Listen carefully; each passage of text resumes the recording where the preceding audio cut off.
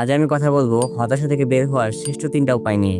আর শেষেরটা অবশ্যই অনেক বেশি ইম্পর্টেন্ট। 1.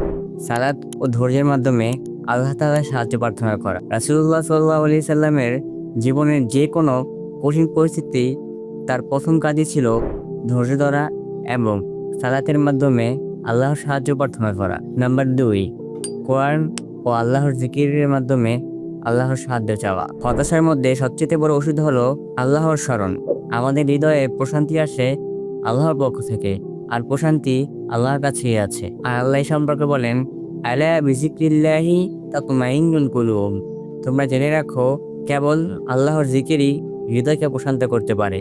আর যখন আপনার অনেক বেশি খারাপ লাগবে বা খুব একা লাগবে, তখন আপনি সূরা দুহাটি অর্থসহ পড়ুন। কারণ রাসূলুল্লাহ সাল্লাল্লাহু আলাইহি ওয়াসাল্লাম অনেক বেশি যখন বিষণ্ণতায় ছিলেন, তখন আল্লাহ তাআলা এই সূরাটি নাজিল করেছিলেন তার বিষণ্ণতাকে দূর করার জন্য। আমরা হতাশ হই কারণ আমরা ভাবি হয়তোবা আমাদের সব শেষ হয়ে গেছে, কিন্তু মুমিন জানে যে যা সে হারিয়েছে তা আল্লাহর পক্ষ থেকে এসেছিল এবং যা তার আছে তা আল্লাহর পক্ষ থেকেই আছে। অ্যান্ড লাস্ট ওয়ান, তাকদীরের উপরে সম্পূর্ণ হয়ে বিশ্বাস রাখুন। আর হতাশাগ্রস্ত মানুষের জন্য রাসূলুল্লাহ সাল্লাল্লাহু আলাইহি সাল্লাম অসাধারণ একটি দোয়া শিখিয়েছেন। আর দোয়াটি হলো, আল্লাহুম্মা ইন্নী আউযু বিকা মিনাল হাম্মি ওয়াল হাযান। হে আল্লাহ, আমি আপনার কাছে আশ্রয় চাই দুশ্চিন্তা ও দুঃখ বেদনা থেকে।